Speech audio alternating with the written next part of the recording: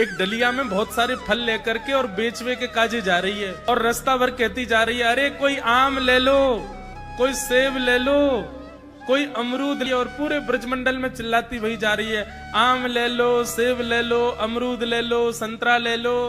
उस स्वर को जब नंद नंदन ने अपने नंद भवन में क्रीड़ा करते हुए श्रवण किया, नन्हे से गोपाल जी हैं, केवल 3 वर्ष की आयु है ठाकुर जी के, मोटे मोटे पांव, मोटे मोटे हाथ, ठाकुर जी को नेक सो पेट, बटुआ सो मुंह, और ठाकुर जी क्रीड़ा कर रहे हैं। और क्रीड़ा करते करते तोतली बानी में यशोदा मैया से कहने लगे, बोले मैया मैं फल खरीदवे जाऊंगो। मैया बोली, लाला ऐसे ना मिलो करें, फल बेचवे वाले को कछु देनो पड़े, तेरे पास तो कछु है ना है, तू कमावे धमावे तो है ना है, इतना बड़ो है गो, अब वो घर में बैठो रे। 3 वर्ष के हैं ठाकुर जी बस। ठाकुर जी बोले, मैया जे नंद भवन कौन को है? बोले, तेरो है। लाख गैया कौन की है? बोले, जेऊ तेरी है। और ये नंद बाबा कौन को है? बोले, येऊ तेरो।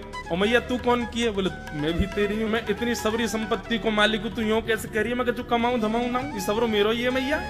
और मैया देख, आज मैं तेरे सामने फल खरीद के लाऊंगो। बोली, जा, मैं भी तो देखूं कैसे जाएगा।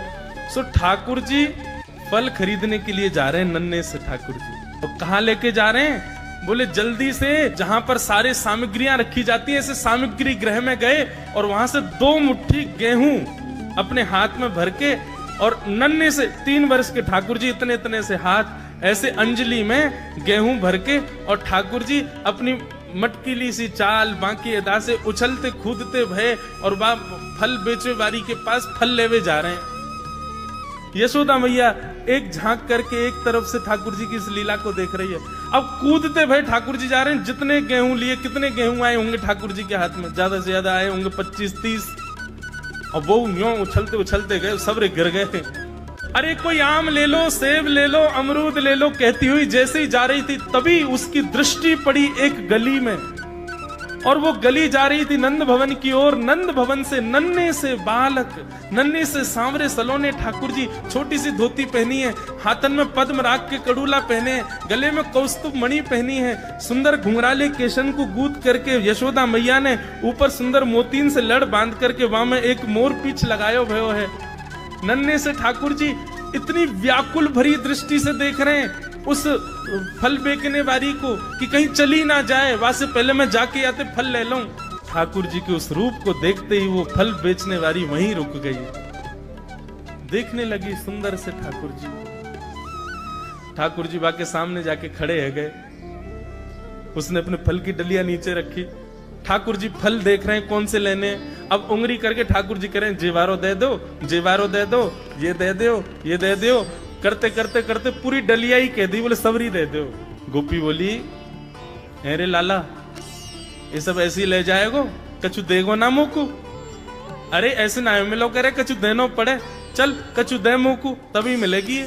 ठाकुर जी बोले, तो फिर रो काहे क्यों रही है?